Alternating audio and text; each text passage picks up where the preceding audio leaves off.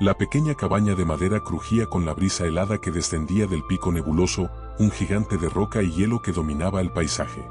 Dentro, Elías, un joven con ojos que cargaban el peso de sueños inalcanzables, garabateaba incesantemente en un cuaderno gastado. Sus dedos, finos y ágiles, trazaban diagramas complejos de máquinas voladoras, alas de planeadores y globos de aire caliente. Cada línea era un fragmento de su obsesión, volar. No como los pájaros, con la gracia natural que la naturaleza les concedió, sino volar con la astucia y el ingenio del hombre. Elías vivía en Vales, un pueblo enclavado en el valle, donde los techos de las casas parecían querer tocar las nubes, pero nadie se atrevía a desafiar la gravedad. La vida era simple, repetitiva, dictada por los ciclos de la cosecha y el riguroso invierno. El mundo de Elías, sin embargo, estaba hecho de invenciones audaces y de una fe inquebrantable en sí mismo. Desde niño, la montaña ejercía una fascinación hipnótica sobre él. No era la belleza gélida de sus picos lo que lo atraía, sino la promesa de libertad que la cima representaba. Desde allí, imaginaba, el mundo se abriría en una alfombra verde y azul, y la sensación de estar por encima de todo sería la liberación que su alma tanto anhelaba. Pero Vales no era un lugar de voladores. Era un lugar de agricultores y pastores, de gente con los pies firmemente plantados en el suelo. Los mayores contaban historias de los caídos, aquellos que, en tiempos inmemoriales, intentaron desafiar el pico nebuloso y encontraron su fin en las escarpadas rocas. Esas historias se contaban con un tono de advertencia, un sombrío recordatorio de la arrogancia humana ante la fuerza indomable de la naturaleza. Elías, sin embargo, veía en esas historias no el fracaso, sino el legado de audacia, la semilla de una idea que solo necesitaba la tecnología adecuada para florecer. Su padre, un hombre taciturno con manos callosas por la tierra, observaba los garabatos de Elías con una mezcla de preocupación y un silencioso orgullo. Él mismo, en su juventud, tuvo sueños de ver el mundo más allá del valle, pero la realidad de la vida en Vales lo había anclado. La madre de Elías, una mujer de sonrisa dulce y voz suave, intentaba suavizar la tensión que a veces flotaba entre padre e hijo. «Deja que el niño sueñe, Samuel», diría ella, «un día, quizás, el mundo necesite soñadores». Sus palabras eran un bálsamo, pero Elías sabía que el camino que había elegido era solitario. Sus amigos de la infancia, ahora jóvenes adultos, lo veían con una mezcla de extrañeza y admiración. Lo llamaban el soñador, un apodo que Elías llevaba con un orgullo velado, pero que también lo aislaba. La cabaña, que antes parecía un refugio para sus sueños, ahora se convertía en una prisión. Los dibujos se acumulaban, las teorías se perfeccionaban, pero la realidad era que estaba pegado al suelo. La escasez de materiales, la falta de conocimientos técnicos avanzados, sobre todo, el escepticismo generalizado del pueblo eran muros invisibles que le impedían progresar. Con cada fracaso de uno de sus pequeños prototipos de alas, con cada broma susurrada a sus espaldas, con cada mirada de lástima, la sombra del pico nebuloso parecía alargarse, amenazando con devorarlo. La obsesión es una llama que se alimenta del viento de la duda, y en el corazón de Elías, ese incendio era incontrolable. Tras meses de intentos fallidos con modelos a escala que terminaban estrellados contra las rocas del valle, Elías decidió que el conocimiento que buscaba no estaba en los libros de los mercaderes ni en los consejos de los agricultores. Estaba arriba, en los dominios de lo prohibido. El pico nebuloso no solo era una masa de piedra, era un cementerio de ambiciones. Una madrugada, cuando la niebla era tan espesa que ocultaba incluso las manos frente al rostro, Elías cargó una mochila con cuerdas de cáñamo, un cincel de hierro y su cuaderno de notas. Se escabulló de la cabaña, evitando las tablas del suelo que sabía que crujían, y se internó en el sendero que los aldeanos evitaban por superstición. El ascenso fue brutal. El aire se volvía más delgado con cada hora de escalada, y sus pulmones ardían como si inhalara cristales de hielo. Sus manos, antes solo acostumbradas a la pluma, sangraban por el roce con la roca afilada, pero el dolor era un recordatorio de que estaba vivo, de que finalmente estaba haciendo algo más que soñar. Cerca del mediodía, alcanzó una zona conocida como la Garganta del Viento, un desfiladero donde las corrientes de aire aullaban como almas en pena. Allí, oculta tras una cortina de estalactitas de hielo que nunca se derretían, descubrió una grieta profunda en la pared de la montaña. No estaba en sus mapas, ni en las historias que contaba su abuelo. Al entrar, el silencio fue absoluto, un contraste violento con el rugido del exterior. Encendió una pequeña antorcha y lo que vio lo dejó sin aliento. No era una simple cueva. Era un refugio, o quizás un taller, abandonado hacía décadas. En el centro, parcialmente cubierto por una capa de polvo y escarcha, descansaba el esqueleto de una estructura inmensa. Eran alas, pero no de tela y madera frágil como las que él construía. Eran de un metal ligero, una aleación desconocida que brillaba tenuemente bajo la luz de su antorcha, con nervaduras que imitaban la anatomía de un cóndor gigante. A su alrededor, esparcidos como restos de una civilización perdida, había engranajes de bronce, poleas de seda reforzada, lo más valioso de todo, un diario forrado en cuero de cabra. Elías cayó de rodillas. Con manos temblorosas, abrió el diario. Las páginas estaban amarillentas pero legibles. Pertenecía a alguien llamado Valerius, uno de los caídos de los que hablaban las leyendas. Pero Valerius no había caído por falta de habilidad, sino por falta de tiempo. El diario contenía cálculos matemáticos sobre la sustentación, diagramas térmicos de las corrientes de aire del pico nebuloso y una advertencia final escrita con una caligrafía errática: el cielo no nos rechaza, es el miedo el que nos pesa. El gran salto no es un acto de fuerza, sino de rendición al viento. En ese momento, la soledad de Elías desapareció. Ya no era un loco solitario en un pueblo de escépticos, era el heredero de una búsqueda antigua. Pasó horas estudiando los restos, tocando el metal frío, comprendiendo por fin el error en sus propios diseños. Él intentaba luchar contra la gravedad, mientras que Valerius buscaba bailar con ella. La revelación fue como un rayo. Sin embargo, el descubrimiento traía consigo un peso nuevo. Si regresaba al pueblo con este conocimiento, sería tachado de sacrílego por profanar el lugar de los muertos. Si se quedaba, moriría de frío. Elías arrancó la última página en blanco del diario y escribió su propia promesa. Sabía que el camino de la superación no solo requería ingenio, sino el valor de cargar con el pasado para construir el futuro. Al salir de la cueva, la sombra del pico nebuloso ya no parecía una amenaza, sino un desafío que ahora, por primera vez, tenía las herramientas para conquistar. Bajó la montaña en la oscuridad, guiado no por la vista, sino por la visión de las alas metálicas grabadas en su mente. El salto del Fénix ya no era un cuento, era una cuenta regresiva. El regreso de Elías al pueblo fue el de un hombre transformado. Ya no caminaba con la mirada perdida en las nubes, sino con la fijeza de quien ha visto el plano de su propio destino. Sin embargo, la realidad de Vales era un yunque que amenazaba con aplastar su nueva esperanza. Para construir lo que había visto en la cueva, Elías necesitaba algo más que dibujos, necesitaba fraguar metal, curtir cueros especiales y, sobre todo, tiempo y silencio. Durante el día, cumplía con sus tareas en el campo con una energía frenética que desconcertaba a su padre. Samuel observaba a su hijo cargar sacos de grano y reparar cercas con una determinación casi violenta. Pero cuando el sol se ocultaba tras los picos y el pueblo se sumergía en el silencio absoluto de la montaña, comenzaba la verdadera vida de Elías. Convertir la cueva de Valerius en un taller funcional fue su primer gran desafío. Cada noche, subía una parte del trayecto cargando herramientas que robaba momentáneamente de la forja del pueblo o materiales que intercambiaba por sus pocas pertenencias.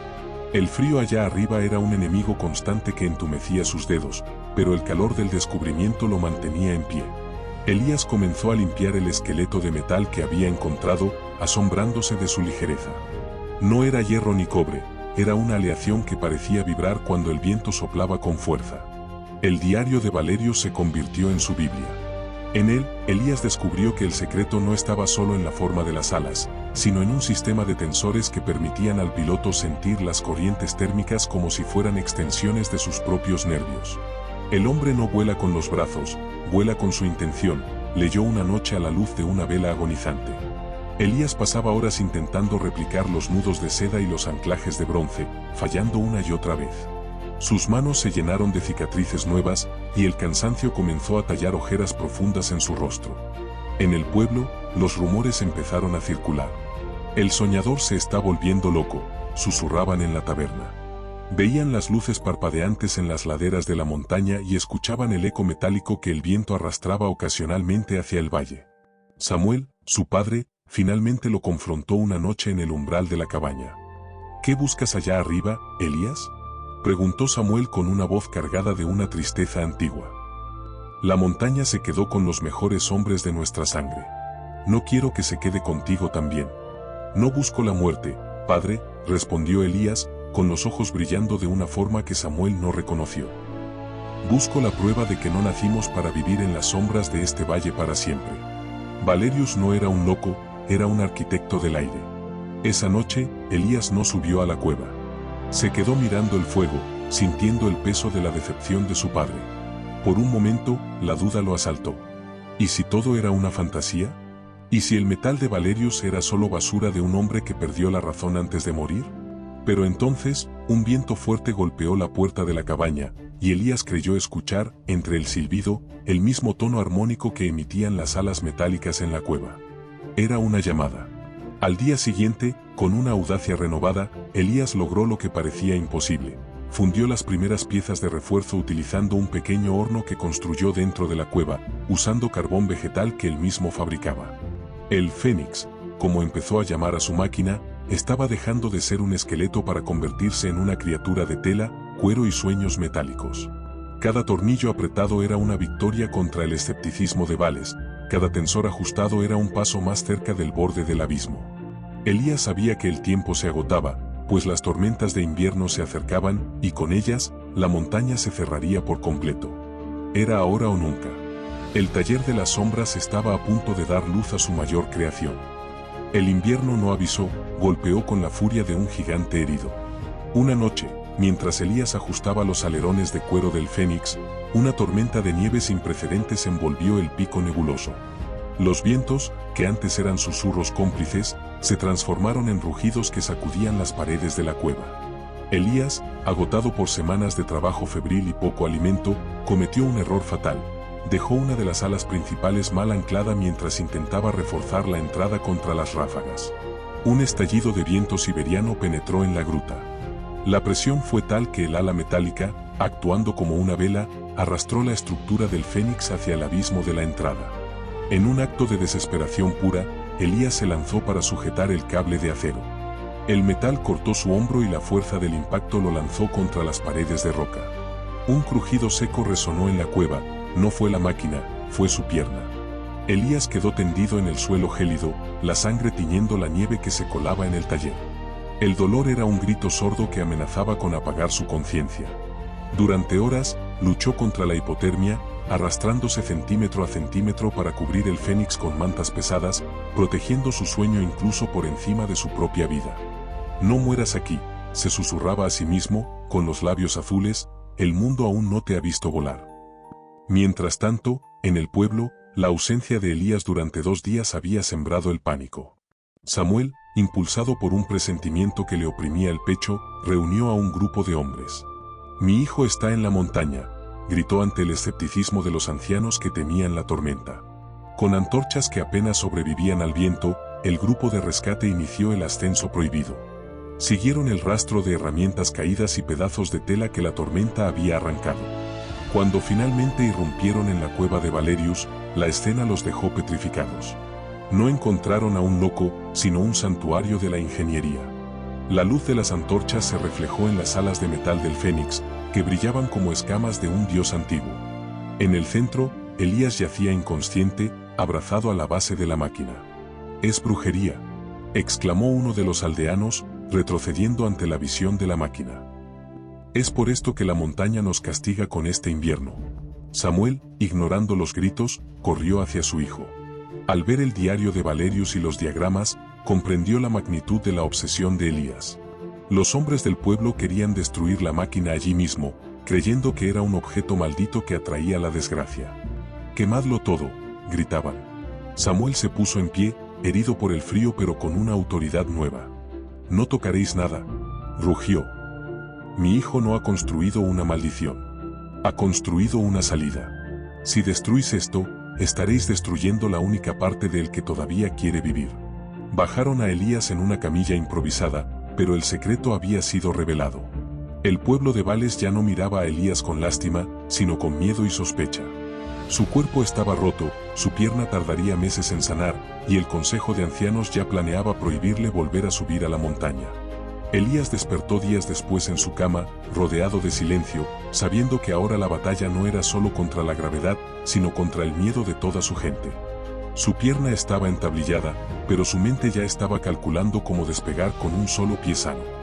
El gran salto estaba más lejos que nunca, pero el fuego del fénix ardía con más fuerza bajo las cenizas del dolor. El invierno en Vales nunca había sido tan silencioso, o quizás era que el silencio en la habitación de Elías se había vuelto ensordecedor. Su pierna, envuelta en tablillas de madera y vendas de lino tosco, era un peso muerto que lo anclaba a la cama, una ironía cruel para alguien cuya alma ya habitaba en las corrientes térmicas por encima de las nubes.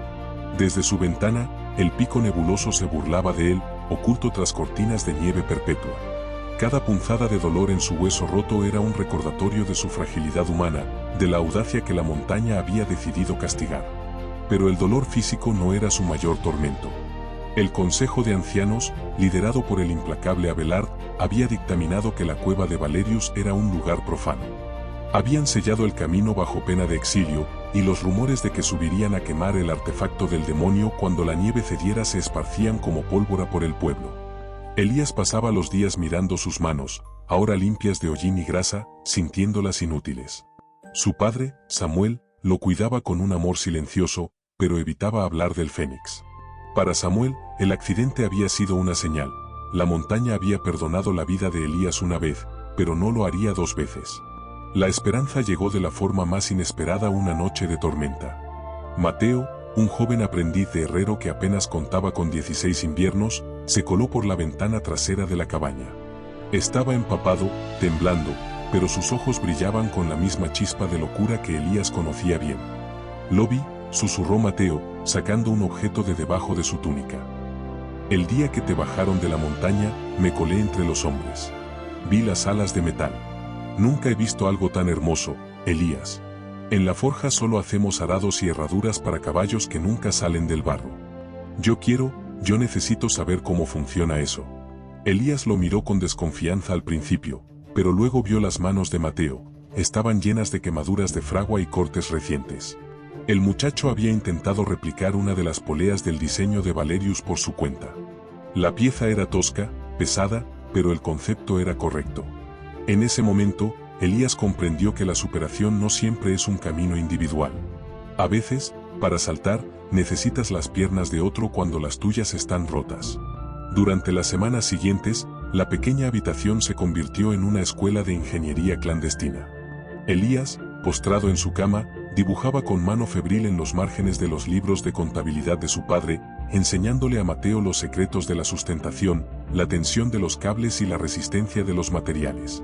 Mateo, por su parte, se convirtió en los ojos y las manos de Elías en la montaña.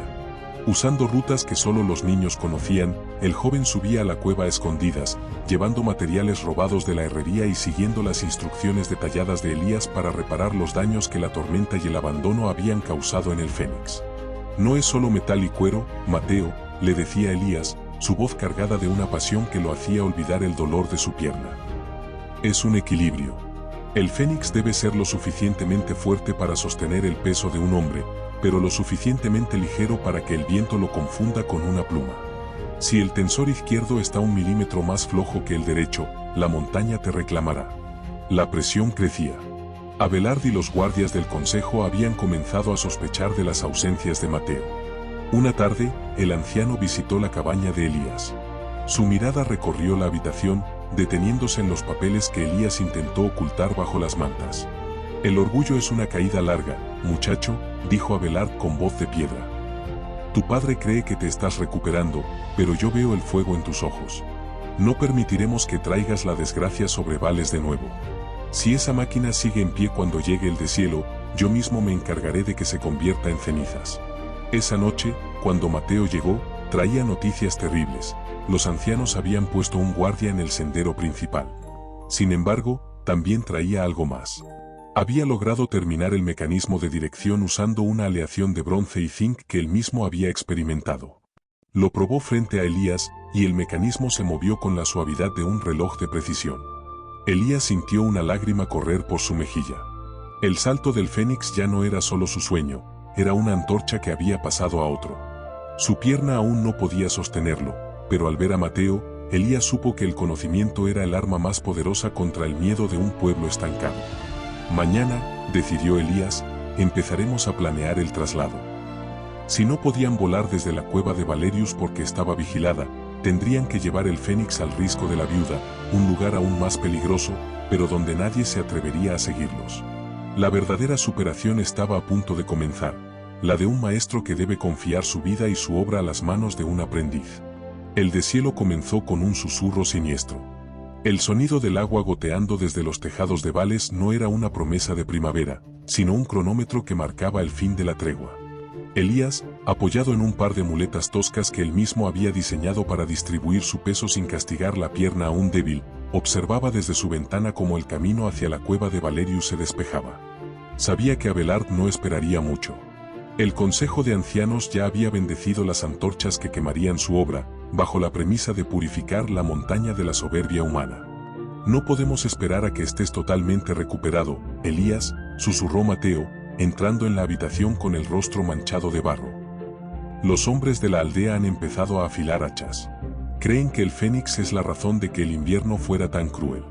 Dicen que has despertado a los fantasmas de los caídos. Elías asintió, su rostro pálido pero firme. El plan era una locura, trasladar la máquina desmontada, pieza por pieza, a través del sendero de las sombras hasta el risco de la viuda. El risco era un saliente de roca negra que caía verticalmente 300 metros hacia el río Bramante.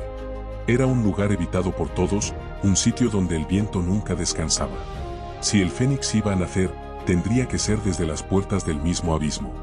Esa noche, bajo una luna nueva que se negaba a delatarlos, comenzó la procesión. No eran muchos: Mateo, Elías y otros 3 jóvenes del pueblo que, hartos de la vida monótona y el miedo impuesto por los ancianos, habían decidido que preferían morir intentando algo grande que vivir para siempre en el barro. Samuel, el padre de Elías, no se unió a la marcha, pero se quedó en el umbral de la cabaña, vigilando el camino principal con una linterna apagada, dispuesto a dar la alarma si los guardias de Abelard se movían. Fue el primer acto de rebeldía silenciosa de un padre que empezaba a creer en el hijo que antes temía. El transporte fue un calvario de resistencia física. Elías, a pesar de su dolor punzante, insistió en cargar con el compartimento central, el corazón de la máquina donde se alojaban los tensores de bronce. Cada paso con las muletas en el terreno fangoso y resbaladizo era una batalla contra el desmayo. Sus manos, envueltas en trapos para silenciar el roce del metal, sangraban nuevamente. «Abajo», ordenó Mateo en un susurro cuando una patrulla de antorchas apareció en el sendero inferior. El pequeño grupo se fundió con las sombras de los pinos. Elías contuvo el aliento, sintiendo el frío del suelo penetrar en sus huesos. Los guardias pasaron a escasos metros, hablando sobre cómo el fuego finalmente traería la paz a Vales. El odio en sus voces era palpable. No odiaban al metal, odiaban la idea de que alguien pudiera ser libre de las cadenas de la tierra que ellos aceptaban como destino. Cuando finalmente alcanzaron el risco de la viuda, el alba empezaba a teñir el cielo de un gris ceniciento. El lugar era aterrador. El viento aullaba con tal fuerza que parecía querer arrancarlos de la roca. Pero allí, protegida por un saliente natural, estaba la plataforma que Valerius mencionó en sus notas finales, un lugar que el antiguo inventor nunca llegó a usar. Elías se dejó caer contra la piedra, exhausto, con el sudor congelándose en su frente. Miró hacia abajo, hacia el vacío absoluto que se abría a sus pies. El miedo, ese viejo enemigo, intentó trepar por su garganta, pero Elías lo acalló con un pensamiento: el miedo pesa, el propósito eleva. «Empezad el montaje», ordenó Elías, su voz recuperando la fuerza de un comandante. «No tenemos días, tenemos horas. Cuando el sol esté en lo más alto, Abelard llegará a la cueva y encontrará el nido vacío. Entonces sabrán dónde buscar». Mateo y los demás comenzaron a ensamblar las alas bajo la dirección de Elías. El Fénix, bajo la luz mortecina del amanecer, parecía una criatura prehistórica volviendo a la vida. Las varillas de la aleación desconocida brillaban con un matiz violáceo. Elías acarició el metal frío. Ya no era un simple objeto, era el acumulado de siglos de fracasos, de la sangre de su pierna, del sacrificio de Mateo y del renacimiento de su propio espíritu. La superación ya no era una meta lejana, era cada tornillo que Mateo apretaba bajo el frío castigador. El gran salto estaba cerca, y por primera vez, Elías no temía a la caída, sino a la posibilidad de nunca haberlo intentado. El salto del Fénix, acto 7, la danza de los vientos. El risco de la viuda no era un lugar para los débiles de corazón. Situado en el extremo más salvaje del macizo, era una lengua de piedra negra que se proyectaba hacia el vacío como el dedo acusador de un gigante. Allí, el viento no soplaba, rugía, golpeando contra la pared rocosa y creando corrientes ascendentes tan violentas que los pájaros evitaban la zona. Para Elías, sin embargo, este caos era música. Mientras Mateo y los demás jóvenes terminaban de asegurar los últimos tensores de seda reforzada, Elías permanecía sentado en una roca, observando su pierna izquierda. Estaba delgada, atrofiada por semanas de inmovilidad, y el simple hecho de apoyar el pie en el suelo enviaba una descarga eléctrica de dolor hasta su cadera. Elías, el viento está cambiando, dijo Mateo, secándose el sudor frío de la frente. Según el diario de Valerius, estas son las térmicas de plata. Si no probamos el equilibrio del arnés ahora, no sabremos si las alas soportarán tu peso cuando el sol caliente la piedra. Elías cerró los ojos y respiró hondo. El olor a ozono y nieve derretida llenaba sus pulmones. Sabía que este era el momento crítico. La superación no era solo construir una máquina, era volver a confiar en un cuerpo que lo había traicionado en la oscuridad de la cueva. Con un esfuerzo que le arrancó un gemido ahogado, Elías se puso en pie, rechazando las muletas de madera.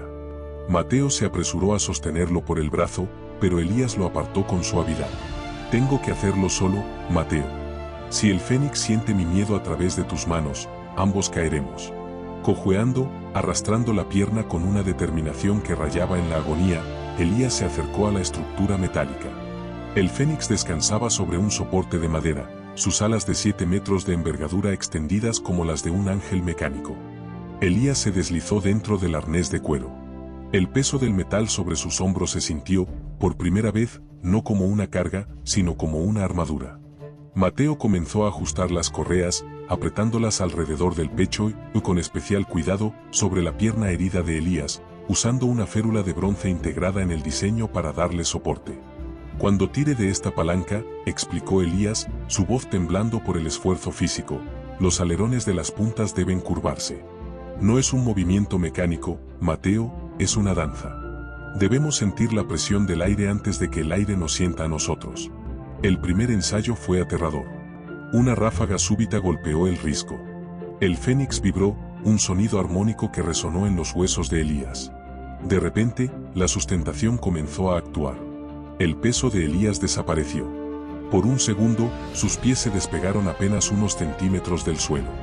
El dolor en su pierna se desvaneció, reemplazado por una ligereza embriagadora. Pero entonces, la corriente cambió. El ala derecha se inclinó peligrosamente hacia abajo, amenazando con estrellar a Elías contra las rocas. «Sujetad las cuerdas de seguridad», gritó Mateo. Los jóvenes tiraron de los amarres de cáñamo que mantenían al fénix anclado a la roca madre. Elías luchó con la barra de dirección, sus músculos gritando ante la tensión. Su mente voló hacia las páginas del diario. El hombre no lucha contra el viento, el hombre se convierte en el viento. En lugar de tirar contra la ráfaga, Elías relajó los hombros y movió su peso hacia la inclinación. La máquina obedeció. El ala se niveló con una elegancia que dejó a todos en silencio. Fue una victoria breve, pero monumental. Elías, todavía suspendido por los cables de seguridad, miró hacia el horizonte. Desde allí, el Valle de Vales parecía una miniatura, un lugar pequeño y asfixiado por sus propias tradiciones. Entendió que su herida no era un impedimento, sino un filtro. Le había quitado la fuerza bruta, pero le había dado la sensibilidad necesaria para pilotar algo tan delicado como un sueño de metal. Sin embargo, la paz fue interrumpida por un grito desde el sendero inferior. Uno de los jóvenes, que hacía guardia, subía corriendo, con el rostro pálido. «Vienen», exclamó jadeando. Abelard y la guardia del consejo. Han traído aceite y antorchas. Han visto el destello del metal desde el valle. Estarán aquí antes de que el sol alcance el cenit. Elías miró a Mateo. El fénix no estaba listo para un vuelo de larga distancia, y el viento en el risco de la viuda era impredecible a esta hora. Pero no había otra opción. El salto del fénix ya no era una elección, era la única forma de salvar el legado de Valerius y su propia libertad. La danza de los vientos acababa de convertirse en una carrera por la supervivencia. El sol alcanzó el cenit, pero no trajo calidez, sino una luz cruda que desnudaba cada grieta del risco de la viuda. El silencio de las alturas fue roto por el sonido rítmico de pesadas botas sobre la piedra y el crepitar de antorchas que, a plena luz del día, parecían lenguas de odio innecesarias. Abelard apareció primero, su silueta encorvada envuelta en las pesadas túnicas del consejo, seguido por una docena de hombres del pueblo. Traían consigo barriles de aceite y hachas, herramientas de destrucción disfrazadas de justicia divina. «Detened esta locura», rugió Abelard, su voz resonando en las paredes del desfiladero. «Elías, hijo de Samuel, has profanado la tumba de los antiguos y has traído la maldición del viento a nuestras puertas. Lo que has construido no es una máquina, es un monumento a la arrogancia que causará nuestra ruina». Elías, ya asegurado en el arnés del Fénix, sintió un frío que no provenía del viento. Sus manos temblaban sobre los controles de madera y metal. Miró a su alrededor. Mateo y los otros jóvenes habían retrocedido, intimidados por la autoridad de los ancianos y el filo de las hachas. Estaba solo en el borde del abismo, con su pierna herida palpitando bajo el peso de la estructura. «No es arrogancia, Abelard», respondió Elías, su voz sorprendentemente clara a pesar del pavor. «Es la herencia que nos fue arrebatada por el miedo. Valerius no murió por pecado, murió buscando un horizonte que vosotros os negáis a ver». Abelard hizo una señal a sus hombres. «Rociad el aceite. Que el fuego devore este nido de víboras antes de que la montaña nos castigue a todos». Los hombres avanzaron, pero antes de que el primer chorro de aceite tocara el Fénix, una figura se interpuso entre la multitud y la máquina. Era Samuel. No llevaba armas, solo sus manos desnudas y calejadas, y una mirada que parecía haber envejecido décadas en una sola mañana. El padre de Elías, el hombre de tierra y arado, se plantó como una roca frente a su propio hijo. «Atrás», gritó Samuel, y por primera vez en su vida, su voz sonó más fuerte que la de los ancianos. «Durante años he bajado la cabeza ante vuestras leyes de barro. He visto a mi hijo marchitarse en un valle que le queda pequeño. Si queréis quemar este sueño, tendréis que quemarme a mí primero». La multitud vaciló. Samuel era un hombre respetado, el pilar de la comunidad. Abelard, sin embargo, no conocía la piedad cuando se trataba de su control sobre Vales. «Samuel, quítate de en medio», dijo Abelard con una calma gélida. «Tu hijo está enfermo de la mente. Lo que ves no es un sueño, es el mismo delirio que mató a tus ancestros. Si le permites saltar, estarás firmando su sentencia de muerte. ¿Quieres ver a tu único hijo estrellarse contra las rocas del río?». Samuel miró por encima del hombro. Vio a Elías, vio el brillo del Fénix, y por primera vez, vio la posibilidad. No la certeza del éxito, sino la belleza del intento. «Prefiero verlo caer intentando tocar el sol, que verlo morir lentamente bajo la sombra de tus miedos, Abelard», respondió Samuel con una sonrisa triste y valiente. La tensión estalló.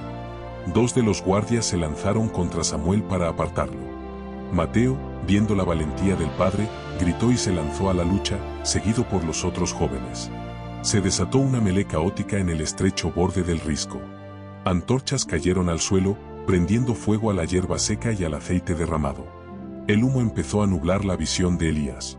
«Elías, ahora», gritó Mateo mientras forcejeaba con un hombre que intentaba alcanzar el ala izquierda con un hacha. «Vete. No hay vuelta atrás». Elías miró el abismo. El viento en ese momento era errático, una ráfaga traicionera que soplaba hacia abajo. Si saltaba ahora, las posibilidades de ser succionado hacia el fondo del precipicio eran inmensas. Pero detrás de él, el fuego se extendía. Vio a su padre caer al suelo bajo el peso de los guardias, pero Samuel seguía gritando: «Vuela, hijo. Vuela». En ese instante de caos absoluto, de humo, gritos y traición, Elías comprendió que la superación personal no era el acto de ganar, sino el acto de lanzarse cuando el suelo ya no es una opción. Su pierna herida dejó de doler. El mundo se redujo a una sola línea, el horizonte. Con un grito que contenía todo el dolor de su vida y toda la esperanza de sus ancestros, Elías activó los muelles de lanzamiento que Mateo había instalado. El Fénix se deslizó por los rieles de madera. El borde del risco de la viuda desapareció. Por un milisegundo, hubo una caída libre aterradora donde el silencio fue absoluto. Y luego, el viento golpeó la tela de las alas con la fuerza de un trueno. El salto del Fénix, acto 9, el grande salto. El tiempo se detuvo en el instante en que el aire dejó de ser una sustancia invisible para convertirse en un muro sólido. Elías no cayó, el mundo simplemente se retiró de debajo de él. Durante los primeros 3 segundos, el silencio fue absoluto, un vacío ensordecedor donde el latido de su propio corazón retumbaba como un tambor de guerra en sus oídos. Luego, el rugido regresó. No era el aullido del viento que golpeaba la cabaña, sino un silbido agudo, una nota pura y violenta que nacía del roce del metal y la seda contra la atmósfera. ¡Vuela! El grito de su padre fue lo último que escuchó antes de que la velocidad borrara cualquier sonido humano. El fénix se tambaleó. El ala derecha, la que Mateo había ajustado bajo la luz de las velas, crujió cuando una corriente ascendente la golpeó de lleno. Elías sintió el tirón en sus hombros, una fuerza que amenazaba con dislocar sus articulaciones. Sus manos, aferradas a las palancas de dirección, se pusieron blancas. Por un momento de terror puro, la nariz de la máquina se inclinó hacia el río, y el abismo pareció succionarlo con la fuerza de 1000 demonios. El suelo se acercaba a una velocidad suicida, las rocas afiladas, los pinos que parecían lanzas, el agua blanca del deshielo. «Siente el viento, Elías», se gritó a sí mismo, su voz perdiéndose en el vendaval. «No luches, conviértete en él». Recordó las notas de Valerio sobre la rendición al viento. Con un esfuerzo que hizo que la cicatriz de su pierna ardiera como si le hubieran aplicado un hierro al rojo vivo, Elías empujó el pedal derecho. El mecanismo de bronce respondió con una vibración que recorrió todo su cuerpo. Los alerones de cuero se curvaron, imitando la torsión de las alas de un halcón en picado. La caída se detuvo. El fénix describió una curva amplia y elegante, nivelándose a apenas 50 metros de las copas de los árboles. Entonces, ocurrió el milagro. El sol de la tarde, filtrándose entre las nubes, calentó las paredes de roca del risco. Una columna de aire caliente, una térmica invisible y poderosa, se elevó desde el fondo del valle. Elías la sintió antes de verla. Las puntas de las alas vibraron con una frecuencia armónica. Sin mover un solo músculo, el fénix comenzó a subir. No era un ascenso forzado, era como ser llevado en las palmas de un dios gigante. Subió 10, 50, 100 metros. El risco de la viuda, donde todavía se veía el humo de las antorchas y las diminutas figuras de los aldeanos paralizados en asombro, quedó abajo. Por primera vez en la historia de la humanidad, un hombre miraba a Vales desde arriba. Elías vio el patrón de los campos, la curva del río que parecía una serpiente de plata, y la pequeñez de las casas que antes le parecían el mundo entero. Comprendió, con una claridad que le arrancó lágrimas de los ojos, que las fronteras de su pueblo no eran muros de piedra, sino límites de la imaginación. El dolor de su pierna se transformó en una extraña sensación de poder. La debilidad de su carne había sido el precio para obtener la ligereza del espíritu. Elías empezó a jugar con las corrientes. Giró hacia el este, sintiendo como el fénix obedecía a sus pensamientos más que a sus manos. Se elevó tanto que el aire se volvió frío y puro, un cristal que cortaba sus mejillas. Estaba por encima del pico nebuloso, por encima de las leyendas, por encima del miedo. Abajo, en el risco, el combate había cesado. Abelard había dejado caer su antorcha, mirando al cielo con una expresión donde el odio había sido reemplazado por un terror religioso. Samuel, de pie sobre la roca, lloraba abiertamente, señalando al cielo. Su hijo no era un caído. Su hijo era el primero de los elevados. Elías extendió una mano fuera del arnés, sintiendo la presión del aire como si fuera agua. En ese momento de superación absoluta, no había pasado ni futuro, solo el presente eterno del vuelo. El grande salto no había sido el salto desde el risco, había sido el salto sobre la duda de sí mismo. El fénix brillaba con el color del fuego y el oro bajo el sol poniente, una estrella nueva que anunciaba el fin de una era de sombras. Elías sabía que el aterrizaje sería difícil, que su pierna quizás no soportaría el impacto, pero ya no importaba. Había tocado el cielo, y el cielo ya no era un lugar para los dioses, sino el nuevo hogar de los que se atreven a soñar. El salto del Fénix Acto 10, el legado del horizonte. El sol se hundía tras las cumbres, pintando el mundo con tonos de violeta y sangre, cuando Elías inició su descenso. El vuelo, que había durado apenas unos minutos, se sintió como una vida entera. El aire frío de las alturas le había purificado los pulmones, pero la realidad de la gravedad volvía a reclamar su tributo. Elías no buscó el risco de la viuda para aterrizar, dirigió el Fénix hacia la plaza central de Vales, el corazón mismo del miedo y la tradición. El aterrizaje fue un caos de fuerza y fragilidad. Elías ajustó los alerones para frenar su avance, sintiendo como el Fénix luchaba por mantenerse estable en el aire denso del valle. Los aldeanos, que habían corrido desde el risco y las casas, se dispersaron con gritos de asombro y terror mientras la sombra gigante de las alas cruzaba sobre ellos. Con un estrépito de metal chocando contra la tierra y el crujido de la madera de soporte, el Fénix tocó el suelo. La máquina se arrastró varios metros, levantando una nube de polvo, hasta que una de las puntas de las alas se clavó en la tierra, deteniéndola por completo a pocos pasos de la estatua de los fundadores. Hubo un silencio sepulcral. Elías permaneció inmóvil en el arnés, con la cabeza gacha, sintiendo el peso de su cuerpo multiplicado por 10. Su pierna herida gritaba de dolor, pero no era un dolor de derrota. Cuando finalmente logró soltarse y bajar de la máquina, apoyándose en el ala deformada, la multitud lo rodeó. No había hachas, no había aceite. Solo ojos muy abiertos y bocas mudas. Abelard llegó poco después, jadeando, con la túnica desgarrada.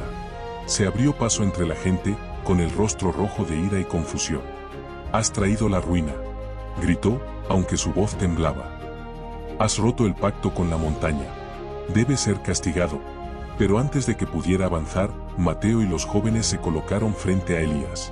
Y tras ellos, Samuel, quien se acercó a su hijo y, sin decir una palabra, lo abrazó con una fuerza que casi le quita el aliento. Samuel se separó, miró a Abelard y luego a todo el pueblo. «Abelard, mira a tu alrededor», dijo Samuel, señalando al cielo que aún conservaba el rastro invisible del vuelo de Elías.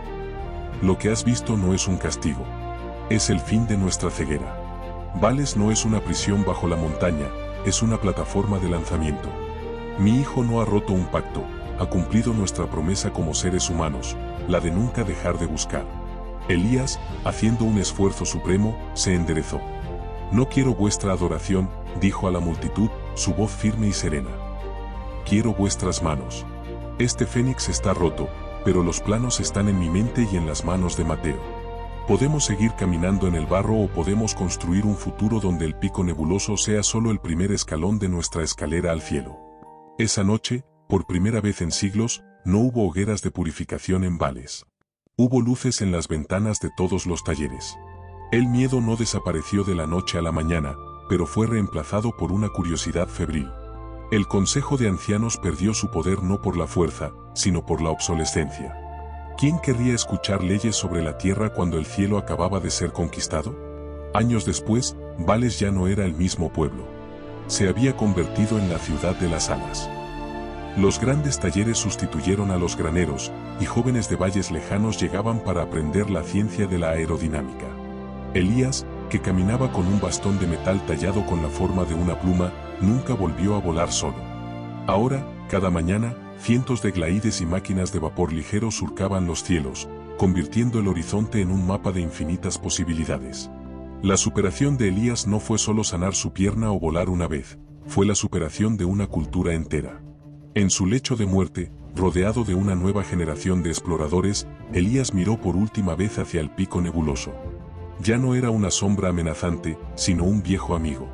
Sus últimas palabras, grabadas después en la entrada de la Gran Academia de Vuelo, fueron el lema de una nueva humanidad: el único límite real es el que aceptamos en silencio. Una vez que extiendes las alas, el suelo deja de ser tu dueño. El salto del Fénix se había convertido en el vuelo eterno de la humanidad. Elías no solo conquistó el cielo, conquistó el miedo que encadenaba a todo un pueblo. Su historia nos recuerda que el abismo solo es aterrador hasta que decides desplegar tus propias alas. Pero este es solo el inicio de nuestra travesía.